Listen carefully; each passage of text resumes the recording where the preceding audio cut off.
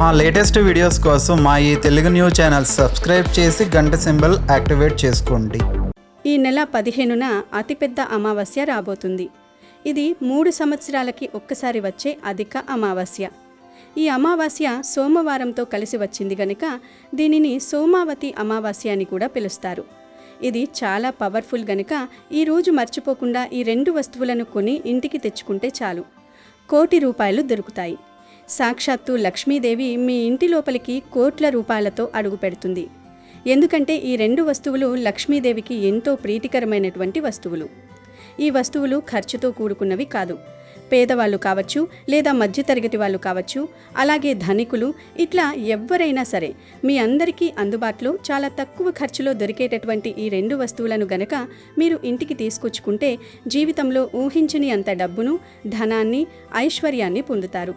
ఈ వస్తువులు ఎప్పుడైతే తీసుకొచ్చి మీరు మీ ఇంట్లో పెడతారో అమావాస్య రోజున మీకు వెంటనే డబ్బు అనేది చేతికందుతుంది. అందుకే ఈ వీడియో ముందుగానే మీకు చెప్పడం అనేది జరుగుతుంది. ఈ వీడియో చూసి వెళ్ళేవాళ్ళు ఏముందులే అని చెప్పేసి కొట్టిపారేయకుండా తప్పనిసరిగా ఈ వస్తువులను కొని ఇంటికి తెచ్చుకోండి. అలా తెచ్చుకుంటే మీకున్న కష్టాలు పోతాయి, అష్ట ఐశ్వర్యాలు సిద్ధిస్తాయి, విపరీత ధనలాభం కూడా కలుగుతుంది.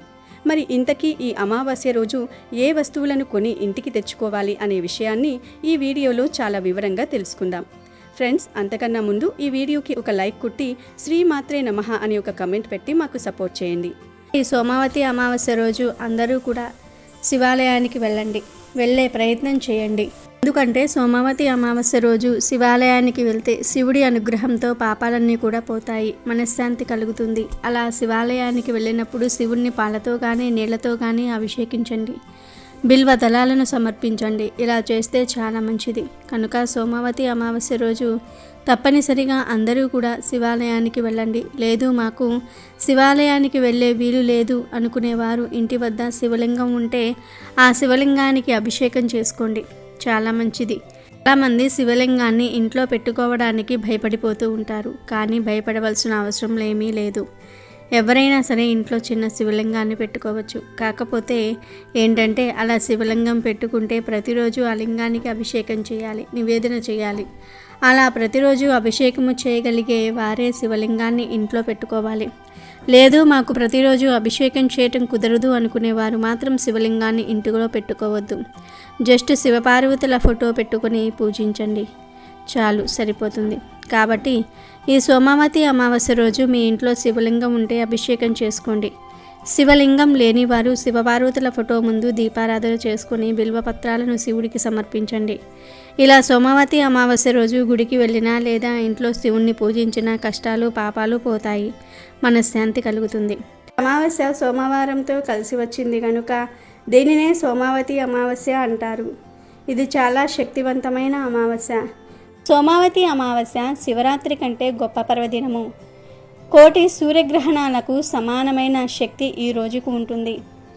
ఇటువంటి అద్భుతమైన రోజును వృధా చేయకుండా శివారాధన చేస్తే సకల శుభాలు కలుగుతాయి. కాశీలో సోమవారంతో కూడిన అమావాస్య రోజు 2 కాకులు శివుడు చుట్టూ ప్రదక్షిణం చేసి ఆ 2 కాకులు శాశ్వతంగా ప్రథమ ఘనాలలో కలిసిపోయాయి. ఇలాంటి శక్తివంతమైన రోజు 2 కాకులు ప్రదక్షిణం చేసినంత మాత్రానే ఆ మహాశివుడు ఆ కాకులకు ప్రథమ ఘనాధిపత్యం ఇచ్చినట్లు కాశీఖండం చెప్తోంది. ఈరోజు ఎవరైనా వీలు కల్పించుకొని ఈశ్వర ఆరాధన గుడిలో లేదా ఇంట్లో చేసుకుంటే సకల అభిష్టాలు నెరవేరుతాయి. శివ పురాణంలో రుద్రకంఠంలో ఈ పర్వదినం గొప్పతనం గురించి ఇలా వివరించటం జరిగింది. ఒక అర్చకుడు ఈ పర్వదినం రోజు శివలింగం మీద ఒక బిల్వ పత్రాన్ని ఉంచుతాడు. ఆ బిల్వపత్రం కింద ఒక చీమ ఉంది. అలా బిల్వపత్రంలో ఉన్న చీమ శివలింగం మీద నుండి పానమట్టంపై పడింది. అది తెలియకనే పానమట్టం చుట్టూ కూడా కంగారుగా తిరిగింది. అలా తెలియక సోమావతి అమావాస్య రోజు ఒక్కసారి ప్రదక్షిణం చేసిన పుణ్యానికి మహాశివుడు సంతోషించి ఆ చీమకు మానవ జన్మ ఇచ్చి వచ్చే జన్మలో కాశీరాజు అవుతావు అని వరం ప్రసాదించాడు. అలా ఆ చీమ తర్వాత జన్మలో కాశీ పట్టణానికి మహారాజుగా మారింది. సోమావతి అమావాస్య రోజు తెలియక చీమ ఒక్కసారి శివలింగం చుట్టూ తిరిగినంతనే అంతటి పుణ్యాన్ని చీమకు మహాశివుడు ప్రసాదించాడు. అంతటి శక్తి సోమావతి అమావాస్యకు ఉన్నది. సోమావతి అమావాస్య వెనక ఒక కథ ఉంది. శ్రీ మహావిష్ణువు తన నాభి కమలము నుండి బ్రహ్మను సృష్టించాడు. ఆ బ్రహ్మ ప్రజాపతులను సృష్టించాడు. వారిలో దక్ష ప్రజాపతి ఒకడు. దక్ష ప్రజాపతి తన కుమార్తెలలో 27 మందిని చంద్రుడికి ఇచ్చి వివాహము చేశాడు. ఒక కుమార్తెను పరమేశ్వరునకు ఇచ్చాడు. ఆమెయే దాక్షాయణి. శ్రీ మాతా సతీదేవి పరమేశ్వరుణ్ణి పతిగా పొందిన సతీదేవి అన్యోన్య అనురాగాలతో పరమశివుణ్ణి సేవించేది. ఒకసారి సతీ తండ్రి అయిన దక్షుడు అహంకారానికి వశమవుతాడు. అది ఎలా అంటే పరమశివుడు ప్రతిరోజు సాయంత్రం నాట్యం చేస్తాడు. అందుకే ఆయనకు నటరాజు అనే పేరు కూడా వచ్చింది. ఆ నాట్యం చూడడానికి ముక్కోటి దేవతలు వస్తారు. దక్షుడు కూడా అలా శివుడు నాట్యం చూడడానికి వచ్చేవాడు. దక్షుడు మామగారు అయినప్పటి నుండి శివుడు నాట్యం పూర్తయిన తర్వాత ముందుగా దక్షుణ్ణి సాగనంపి తర్వాత మిగతా దేవతలను సాగనంపేవాడు. అయితే ఒకరోజు శివుడు వీలు లేక దేవతలందరినీ ముందు సాగనంపి చివరకు దక్షుణ్ణి సాగనంపాడు. దాంతో కోపం వచ్చిన దక్షుడు అహంకారానికి వశమవుతాడు. ఓ పెద్ద యజ్ఞం తలపెట్టి తన అల్లుడైన చంద్రుణ్ణి అలాగే దేవతలందరినీ ఆ యజ్ఞానికి ఆహ్వానిస్తాడు దక్షుడు. కానీ కుమార్తెను శివుణ్ణి పిలవలేదు. పరీక్ష్యాది మహర్షులు దక్షుడికి హితబోధ చేయబోయారు. కానీ దక్షుడు వినలేదు. నారద మహర్షుల వారు సతీదేవికి తన తండ్రి ఓ పెద్ద యజ్ఞం తలపెట్టబోతూ ఉన్నాడని తెలియజేస్తాడు. యజ్ఞ కార్యాన్ని గురించి విన్న సతీదేవి పరమశివుణ్ణి యజ్ఞానికి వెళ్ళడానికి అనుమతి కోరింది. దానికి శివుడు పిలవని పేరంటానికి వెళ్ళటం తగదంటూనే అనుమతి ఇచ్చాడు. ఆమెతో పాటు సహాయకారులుగా కొంతమంది ప్రథమ గణాన్ని పంపించాడు. సతీదేవి యజ్ఞశాలకు చేరింది. దక్షుడు పిలవకపోయినా వచ్చిన కుమార్తెని చూసి దగ్గరకు వచ్చి పరమశివుణ్ణి నిందించాడు. అతడు రాకపోతే నష్టం లేదు, నువ్వు వచ్చావు చాలా సంతోషం అన్నాడు. అలా శివుణ్ణి నానా రకాలుగా నిందించాడు. ఆ మాటలు భరించలేని సతీదేవి తండ్రికి అక్కడ ఉన్న దేవతలందరికీ పరమశివుడి గొప్పతనం చెప్పి శివనింద చేసిన వాడి కుమార్తెగా ఉండకూడదని నిశ్చయించుకుంది. దాంతో సతీ అగ్నిగుండము దగ్గరకు వెళ్ళి యోగాగ్నిలో కూర్చొని తనను తాను దహనం చేసుకుంది. సతీదేవి మరణం గురించి విన్న శివుడు ఆగ్రహోద్రగ్రుడయ్యాడు. వెంటనే తన వెంట్రుకలతో వీరభద్రుణ్ణి సృష్టించాడు. ప్రథమ గణాలతో పాటుగా ఆ వీరభద్రుడు దక్షుడి మీదకి దాడి చేశాడు. అక్కడ యజ్ఞానికి వచ్చిన వారందరినీ చితకబాదాడు. శివగణాల చేతిలో చావు దెబ్బలు తిన్న వారిలో చంద్రుడు కూడా ఉన్నాడు. చంద్రుడు సాక్షాత్తు శివుడికి తోడల్లుడు అయినా శివుణ్ణి అవమానించే కార్యక్రమంలో పాల్గొన్నందుకు తగిన శాస్తిని అనుభవించాడు. నిలువెల్లా గాయాలతో నిండిన చంద్రుడు వాటి బాధలకు తాళలేకపోయాడు. తనకు ఉపశమనం కలిగించమంటూ వెళ్ళి ఆ పరమశివుణ్ణి వేడుకున్నాడు. చంద్రుని బాధను చూసిన భోళాశంకరుడి మనసు కరిగిపోయింది. అప్పుడు శివుడు, ఓ చంద్రదేవ, రాబోయే సోమవారం నాడు అమావాస్య తిథి కూడా ఉన్నది. ఆ రోజున గనుక నాకు అభిషేకం చేస్తే నువ్వు ఆరోగ్యవంతుడవు అవుతావని అభయమిచ్చాడు. శివుని సూచన మేరకు చంద్రుడు సోమవారం అమావాస్య కలిసి వచ్చిన రోజున శివుడికి అభిషేకం చేసి తన బాధల నుంచి విముక్తుడయ్యాడు. అప్పటి నుంచి సోమవారం నాడు వచ్చే అమావాస్యను సోమావతి అమావాస్య అనే పేరుతో పిలవటం జరుగుతోంది. సోముడు అంటే చంద్రుడు అన్న అర్థం ఉంది. ఆ చంద్రుని ధరించాడు కాబట్టి శివుణ్ణి కూడా సోమేశ్వరుడు అని పిలుస్తారు. ఇది సోమావతి అమావాస్య వెనుక ఉన్న కథ. అమావాస్య రోజున గంగానదిలో స్నానం చేస్తే చాలా పుణ్యం లభిస్తుంది. లేదు అంటే దగ్గరలో ఉన్న సముద్రాలు లేదా దేవాలయాలలో ఉండే కోనేరులో కూడా స్నానం చేయవచ్చు. ముఖ్యంగా కాశీ, ప్రయాగ, హరిద్వార్ వంటి పుణ్యక్షేత్రాలలో స్నానం చేయాలని పురాణాల్లో ఉంది. రోజు అక్కడికి భక్తులు కూడా ఎక్కువగా వచ్చి స్నానమాచరించి పూజా కార్యక్రమాల్లో పాల్గొంటారు. భక్తుల విశ్వాసం ప్రకారం శివుడు ప్రధానంగా సోమావతి అమావాస్య రోజు గంగా స్నానం చేసి వారికి అదృష్టం మరియు సంపద మరియు మోక్షాన్ని ఇస్తారు అని ప్రతీతి. గంగానదిలో స్నానం చేయలేని వారు సముద్రాలు లేదా దేవాలయాలలో ఉండే కోనేరులో లేదా దగ్గరలో ఉండే నదుల్లో, కాలువల్లో కూడా స్నానం చేయవచ్చు. ఇలా చేస్తే జన్మజన్మల పాపాలు పోతాయి. ఇక ఈ అమావాస్య రోజున మీరు తీసుకొచ్చుకోవలసినటువంటి ఈ వస్తువులు విష్ణుమూర్తి, లక్ష్మీదేవికి అలాగే శివపార్వతులకు ఇష్టమైనటువంటి వస్తువులు. మీకున్నటువంటి కష్టాలను, కీడుని, దోషాలని తొలగించేటటువంటి శక్తిని ఈ వస్తువులు కలిగి ఉంటాయి. మరి ఆ వస్తువుల్లో మొట్టమొదటి వస్తువు వచ్చేటప్పటికి కందిపప్పు. ఈ కందిపప్పు చాలా శక్తివంతమైనవి. కొన్ని గ్రహాలకు అంకితం చేయబడినది. కందిపప్పును తీసుకొచ్చుకోవడం వల్ల గ్రహాలనేవి మనకు అనుకూలంగా ఉంటాయి, అనుకూలంగా మారతాయి. మన జాతకంలో ఉన్నటువంటి కీడును, దోషాలను, మన కష్టాలను తొలగించడానికి కందిపప్పు ఉపయోగపడుతుంది. ఈ పప్పు మన నిత్యావసర వస్తువుల్లో ఒకటి. పిల్లలవ్వచ్చు, పెద్దలవ్వచ్చు, చక్కగా పప్పులో ఏంటంటే మంచి పోషకాలు ఉంటాయి కాబట్టి ఆ పప్పును మీరు తీసుకొచ్చుకొని చక్కగా వండుకొని మీరు ప్రతిరోజు కూడా వంటల్లో వాడుకోవచ్చు. కూర వండుకొని తినవచ్చు.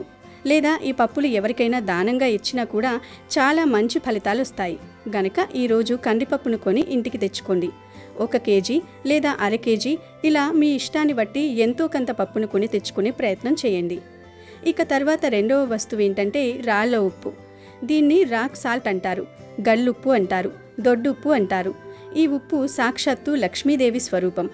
సముద్ర గర్భం నుంచి పుట్టింది కాబట్టి ఉప్పుకు ఎప్పుడూ కూడా అతేంద్రియ శక్తులనేవి ఎక్కువగా ఉంటాయి. కాబట్టి మీరు రాళ్ళ ఉప్పు ప్యాకెట్ని అంటే రాక్ సాల్ట్ ప్యాకెట్ని చిన్నది ఒకటి తెచ్చుకోండి. మెత్తటి సాల్ట్ కాదండి, రాళ్ళ ఉప్పు మాత్రమే తెచ్చుకోవాలి. అంటే గట్టి గళ్ళుప్పు అంటారు కదా, అది తీసుకొచ్చుకోండి. అది తీసుకొచ్చుకోవడం వల్ల ఆ రూపంలో సాక్షాత్తు లక్ష్మీదేవి మీ ఇంటి లోపలికి అడుగు పెడుతుంది. అంటే ఏదో ఒక రూపంలో మీకు బాగా కలిసి వస్తుంది. అది తీసుకొచ్చుకొని మీరు ఈ చిన్న పరిహారం చేసుకోండి. తెచ్చుకున్న ఉప్పును ఒక మట్టి పాత్రలో లేదా గాజు పాత్రలో వేసి అందులో ఒక చిటికెడంత కుంకుమ, అలాగే ఒక 5 రూపాయల బిళ్ళ, 1 స్పూను నల్ల ఆవాలు వేసేసి ఆ ఉప్పుని మీరు ఒకసారి మీ ఇంట్లో అంతా కూడా తిప్పేసేసి తర్వాత ఆ ఉప్పుని మీ ఇంటి గుమ్మానికి గడప దగ్గర అంటే బయట వైపు ఎడమ పక్కన పెట్టేసేసేయండి. అలా పెట్టడం వల్ల నరవిష్టి నుంచి, అలాగే మీకు జాతకంలో ఏదైనా దోషం ఏదైనా ఉన్నా కూడా ఇంట్లో తిప్పినప్పుడు అలాగే బయట ఉంచినప్పుడు కూడా ఏదైనా చెడు మీ ఇంట్లో ఉన్నా కూడా ఆ చెడు మొత్తాన్ని ఈ ఉప్పు కుంకుమ చెడుని లాగేసి నరదిష్టిని లాగేసి మంచి చేస్తాయి. ఆవాలు కూడా చాలా శక్తివంతమైనవి. 5 రూపాయల బిళ్ళ ధనాన్ని ఆకర్షించడానికి ఉపయోగపడుతుంది కాబట్టి బయట వైపు పెట్టేసేసి మరుసటి రోజు ఆ ఉప్పు పాత్రని తీసేసి పారే నీళ్లల్లో పోసేసేయండి. 5 రూపాయల బిళ్ళను మాత్రం ఎవరికైనా దానంగా ఇవ్వండి. ఇలా పరిహారం చేసుకోండి. లేదు మేము పరిహారం చెయ్యము అనేవారు మాత్రం ఉప్పును కొనేసి చక్కగా వంటల్లో అయినా వాడుకోవచ్చు. పరిహారమైనా చేసుకోవచ్చు లేదా వంటల్లో అయినా వాడుకోవచ్చు, మీ ఇష్టం. కానీ ఉప్పును మాత్రం తప్పకుండా కొనండి. ఇంకా తరువాత ఆవాల ప్యాకెట్ కూడా ఈరోజు ఒకటి తీసుకొచ్చుకోండి. ఆవాలు చాలా శక్తివంతమైనవి. చిన్నగా ఉన్నా కూడా మన కష్టాలను, దోషాలను, దిష్టిని, నరఘోషను, ముఖ్యంగా శనీశ్వరుడి యొక్క అనుగ్రహాన్ని కలిగించడానికి ఆవాలు అనేవి చాలా శక్తివంతంగా ఉపయోగపడతాయి. ఆవాలను మీరు తాలింపు దినుసుల్లో వేసుకోవచ్చు. ఇక మరుసటి 4వ వస్తువు ఏంటంటే అత్తరు. అత్తరు సీసాని కూడా ఈరోజు రాత్రిలోపు కొని తీసుకొచ్చుకొని చక్కగా దేవుడి గది ముందు అంటే దేవుడికి పూజ చేసేటటువంటి పూజ గది ముందు, గుమ్మాల దగ్గర, గడపల దగ్గర, కిటికీల దగ్గర ఇంట్లో కూడా ఈ అత్తరును చల్లుకోండి. బీర్వాలో కూడా చల్లుకోండి. ఈ అత్తరు సువాసనకి ఏంటంటే లక్ష్మీదేవి తల్లి వెతుక్కుంటూ మరీ మీ ఇంటి లోపలికి అడుగు పెడుతుంది. తర్వాత శివునికి ఎంతో ఇష్టమైనటువంటి విభూది కూడా ఈరోజు తెచ్చుకోవాలి. విభూదిని కొనైనా తెచ్చుకోవచ్చు, లేదా ఈ అమావాస్య అంటే శివుడికి ఎంతో ఇష్టం కాబట్టి మీ ఇంటికి దగ్గరలో శివాలయం ఉంటే శివాలయానికి వెళ్ళేసేసి చక్కగా మనం గుదిలో పంతులు గారిని అడిగితే కాస్తంత విభూదిని పెట్టమని అడిగితే విభూదిని పెడతారు. ఆ విభూదిని తీసుకొచ్చుకోండి. తీసుకొచ్చుకోవడం వల్ల సాక్షాత్తు ఆ శివ పార్వతులు మీ ఇంటి లోపలికి ఆ విభూది రూపంలో అడుగు పెడతారు. ఇల్లు పవిత్రమవుతుంది. ఆ విభూదిని రోజు కూడా మీరు నుదుటిన పెట్టుకోవచ్చు. స్నానం చేసి నీటిలో వేసుకోవచ్చు. ఇలా ఈరోజు విభూదిని ఇంటికి తెచ్చుకుంటే అనారోగ్య సమస్యలు పోతాయి. మీకు బాగా కలిసి వస్తుంది. సకల ఐశ్వర్యాలు సిద్ధిస్తాయి. తరువాత వస్తువు జీలకర్ర. జీలకర్ర అనేది ముఖ్యంగా జాతక దోషాలను తీసేయడానికి చాలా శక్తివంతంగా ఉపయోగపడుతుంది. మనకు ఆరోగ్యపరంగా కూడా జీలకర్ర ఎంతో ఉపయోగపడుతుంది. కొంతమందికి విపరీతంగా బరువు సమస్యతో బాధపడుతూ ఉంటారు. ఇలాంటి వాళ్ళు పరగడుపున ఒక చెంబుడు నీటిలో లేదా ఒక గ్లాసుడు నీటిలో 1 స్పూను జీలకర్ర వేసుకుని చక్కగా కషాయం లాగా కాసుకుని తాగటం వలన మీరు బరువు తగ్గుతారు. అందులో 1 స్పూను తేనె వేసుకుని కలుపుకుని కాస్త ఒక అరచెక్క నిమ్మరసం వేసుకుని కూడా తాగవచ్చు. కాబట్టి జీలకర్రను అలాగైనా చేసుకోవచ్చు. లేదంటే మీరు కూరల్లో కూడా వేసుకోవచ్చు. ముఖ్యంగా ఈరోజు జీలకర్ర కొని ఇంటికి తెచ్చుకుంటే జాతక దోషాలు తొలగిపోతాయి. ఇక అనంతరం ఇవి కాకుండా ఈ అమావాస్య రోజు ధనియాలను కూడా ఇంటికి తెచ్చుకుంటే చాలా మంచిది. ధనియాలు అంటే లక్ష్మీదేవికి చాలా ఇష్టంగా భావిస్తారు. కాబట్టి ఈ అమావాస్య రోజు ఇంటికి ధనియాలు తెచ్చుకుంటే చాలా అద్భుతమైన ఫలితాలు ఉంటాయి. ఎందుకంటే ధనియాలకు అతీత శక్తి ఉంటుంది. లక్ష్మీదేవి అనుగ్రహం ఉంటుంది. ధనియాలు ఇంటికి తెచ్చుకున్న తర్వాత మనం వంటల్లో వాడుకోవచ్చు, వాటితో పరిహారాలు కూడా చేసుకోవచ్చు. గుర్తుపెట్టుకోండి, చాలామంది బంగారం తాకట్టు పెట్టి బంగారం తాకట్టులో పెట్టాము, మా దగ్గరికి రావట్లేదు, విడిపించుకోవాలంటే విడిపించుకోలేక ఇబ్బంది పడిపోతున్నాము అనుకుంటారు కదా. అలాంటి వాళ్ళు ఈ అమావాస్య రోజున ఒక స్పూను ధనియాలను తీసుకుని చేతిలో పట్టుకుని గట్టిగా సంకల్పం చెప్పుకుని ఆ ధనియాలను రావి చెట్టు దగ్గర పడేస్తే ఖచ్చితంగా తాకట్లో ఉండే బంగారం మన దగ్గరికి వస్తుంది. ఇది చాలా మంచి పరిహారం. ధనియాలే కదా అనుకోకండి, ధనియాలకు అతీత శక్తి ఉంటుంది. ధనియాల వల్ల ఎన్నో పరిహారాలు సిద్ధించాయి. చాలా మంది కూడా ధనియాలతో పరిహారం చేస్తారు. కాబట్టి మీరు కూడా ఇంటికి ధనియాలు తెచ్చేసుకుంటే సరిపోతుంది. ఇలా ధనియాల వల్ల కూడా మనకు ఒక రకంగా లక్ష్మీదేవి ప్రవేశం అనేది జరుగుతుంది. ఆ తల్లి ఇంట్లోకి రావడం అనేది మనమే మన కళ్ళతో చూడగలుగుతామని చెప్పచ్చు. కనుక ఈరోజు ధనియాలు కొని తెచ్చుకోండి. బంగారం తాకట్లో ఉన్నవారు తప్పనిసరిగా ఇప్పుడు చెప్పిన పరిహారం చేసుకోండి. ఈ అమావాస్య రోజు మీరు తెచ్చుకోవలసినటువంటి వస్తువులైతే ఇవే, అంటే కందిపప్పు, అలాగే అత్తరు, విభూది, రాళ్ల ఉప్పు, ఆవాల పాకెటు, అలాగే జీలకర్ర, ధనియాలన్నమాట. కానీ ఒక్క విషయం, మీరు ఈ వస్తువులన్నీ తెచ్చుకోవాల్సినటువంటి పని లేదు. ఇందులో ఏదైనా 2 వస్తువులు మీరు ఈ అమావాస్య రోజున తెచ్చుకోండి చాలు. అంటే మీకు ఏవి అవసరమో అవి ఒక 2 తెచ్చుకోండి సరిపోతుంది. ఈ వస్తువులు తెచ్చుకోవడం వలన డబ్బు చేతికి అందుతుంది, మీకు బాగా కలిసి వస్తుంది. ఆ లక్ష్మీదేవి తల్లి యొక్క అనుగ్రహం అనేది మీ మీద ఉంటుంది. ఈ వస్తువులన్నీ తెచ్చుకోవాల్సిన పని లేదు. ఇందులో ఏదన్నా 2-3 రకాల వస్తువులు తెచ్చుకుంటే సరిపోతుందన్నమాట. ఇవన్నీ మీకు అవసరమైనటువంటి వస్తువులే కాబట్టి మీరు చూసుకుని మీ ఇష్టాన్ని బట్టి, మీ అవసరాన్ని బట్టి తీసుకొచ్చుకోండి. దీనివల్ల మీకు బాగా మంచి జరుగుతుంది కాబట్టి ఇలా చెప్పడం అనేది జరుగుతుంది. ఈ అమావాస్య రోజు బయటికి ఎక్కడికి వెళ్ళినా ఇంటి లోపలికి వచ్చేటప్పుడు కాళ్ళు కడుక్కొని రావాలి. అలాగే గుర్తుపెట్టుకుని ఈ వస్తువులని తీసుకొచ్చుకోండి. మీరు పట్టిందల్లా బంగారం అవుతుంది. సాక్షాత్తు ఆ లక్ష్మీదేవి తల్లి మీ ఇంటి లోపలికి అడుగు పెడుతుంది. కోట్ల రూపాయలతోటి మీ ఇంటికి ఉన్నటువంటి చెడు దోషాలు మొత్తం తొలగిపోతాయి. మీకు విపరీతంగా కలిసి వస్తుంది. కాబట్టి చక్కగా ఇలా ఈ వస్తువులు కొని తెచ్చుకుని సంతోషంగా జీవించండి. ఈ సోమవతి అమావాస్య రోజున ప్రతి ఒక్కరూ ఉప్పుతో దిష్టి తీసుకోవాలి. ఈ అమావాస్య రోజున దిష్టి తీసుకుంటే మీపై ఉన్న చెడు దృష్టి మొత్తం తొలగిపోతుంది.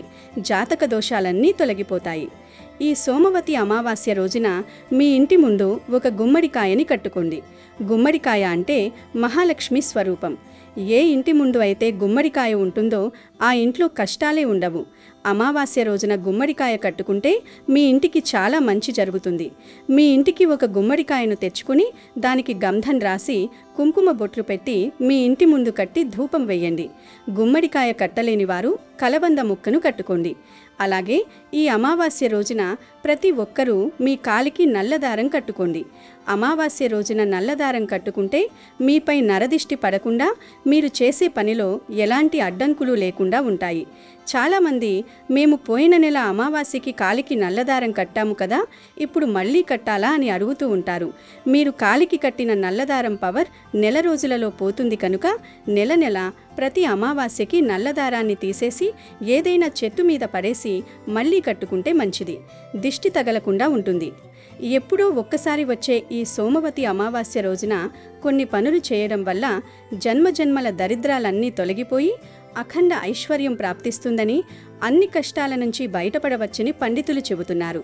అదే కొన్ని తప్పులు చేస్తే మాత్రం జీవితాంతం దరిద్రం వెంటాడుతుందట. కాబట్టి ఈ సోమవతి అమావాస్య రోజు మీరు చేసే ప్రతి పనిలో జాగ్రత్త వహించడం చాలా ముఖ్యం. ఈ అమావాస్య రోజున గోళ్లు కత్తిరించుకోవడం, జుట్టు కత్తిరించుకోవడం చేయకూడదు. అలాగే తులసి ఆకులను తుంచకూడదు. అమావాస్య నాడు దేవుని పటాలను శుభ్రం చేయకూడదు. ఈ సోమవతి అమావాస్య రోజున మహిళలందరూ రావి చెట్టుకి 108 ప్రదక్షిణలు చేస్తే మీ కుటుంబంలో ఎలాంటి సమస్యలు లేకుండా ఉంటాయి. ఈ అమావాస్య రోజున ఇంట్లో ఉన్న ప్రతి ఒక్కరూ ఖచ్చితంగా తలస్నానం చేయాలి. ఎందుకంటే మన మీద పడే చెడు దృష్టి అంతా మన తల వెంట్రుకలకు అతుక్కుని ఉంటుంది. కాబట్టి ప్రతి అమావాస్య రోజున ఖచ్చితంగా తలస్నానం చేయాలి. అది కూడా షాంపూలేమీ లేకుండా చేయాలి. లేకపోతే మిమ్మల్ని దరిద్రం వెంటాడుతుంది. ముఖ్యంగా ఈ అమావాస్య నాడు తలకు నూనె పెట్టుకోకూడదు. నూనె అంటే శనిదేవుని స్వరూపం కాబట్టి ఈ రోజున తలకు నూనె పెట్టుకుంటే అష్టమ శని దోషాలు వెంటాడుతాయి. అలాగే ఈ అమావాస్య రోజున భార్యాభర్తలిద్దరూ శారీరక సంభోగానికి దూరంగా ఉండాలి. ఎందుకంటే ఈ సమయంలో దుష్ట శక్తులు సంచరిస్తూ ఉంటాయి. కాబట్టి అమావాస్య నాడు కలయికతో బిడ్డ జన్మిస్తే శారీరక వైకల్యంతో జన్మించవచ్చు. అమావాస్య నాడు మాంసం తినడం మానుకోండి. ఈ రోజున మాంసాహారం తింటే అనారోగ్య సమస్యలు ఏర్పడతాయి. అలాగే బియ్యం, కందిపప్పు, గోధుమలను ఈరోజు కొనకూడదు. అలాగే ఈ అమావాస్య నాడు మీ వాకిలిని శుభ్రం చేసుకొని కల్లాపి చల్లి ఉంచాలి. అంతేకాని ఇంటి ముందు మాత్రం ముగ్గు వేయకండి. అమావాస్య రోజున ఇంటి ముందు ముగ్గు ఉంటే దుష్ట శక్తులు మీ ఇంట్లోకి అడుగు పెడతాయి. కాబట్టి అమావాస్య నాడు ఇంటి ముందు ముగ్గు వేయకండి. అలాగే ఈ అమావాస్య రోజున ఏదైనా అమ్మవారి ఆలయానికి వెళ్ళి పెరుగన్నం నైవేద్యంగా పెడితే మీ కష్టాలన్నీ తీరిపోతాయి. ఏ ఇంట్లో అయితే ఎప్పుడూ డబ్బు సమస్యలు ఉంటాయో అలాంటి వారు ఈ అమావాస్య నాడు అమ్మవారికి నిమ్మకాయ దండలు సమర్పించినా, గుడిలో రాహుకాలంలో నిమ్మకాయ దీపం వెలిగించినా మీ ఇంట్లో డబ్బు కష్టాలు లేకుండా ఉంటాయి. రావి చెట్టులో విష్ణుదేవుడు కొలువై ఉంటాడు. కాబట్టి ఈ అమావాస్య రోజున మీ ఇంటి గుమ్మానికి రావి ఆకులను కడితే మీ ఇంట్లో ఉన్న దుష్టశక్తులన్నీ తొలగిపోయి ముక్కోటి దేవతలు మీ ఇంట్లోకి అడుగు పెడతారు. అమావాస్య రోజున ఎక్కువగా దుష్టశక్తులు సంచరిస్తూ ఉంటాయి. కాబట్టి ఈ అమావాస్య సాయంత్రం సమయంలో పిల్లలను బయటకు తీసుకురాకూడదు. ఈ అమావాస్య నాడు చీమలకు పంచదారను ఆహారంగా వేయండి. ఇలా చేస్తే మీ పూర్వీకుల ఆశీర్వాదం మీ ఇంటిపై ఉంటుంది. అమెజాన్లో బెస్ట్ డిస్కౌంట్స్ కోసం వీడియో డిస్క్రిప్షన్లో లింకు ఉంది, చూడండి. అలాగే మా టెలిగ్రామ్ ఛానల్ సబ్స్క్రైబ్ చేసుకోండి.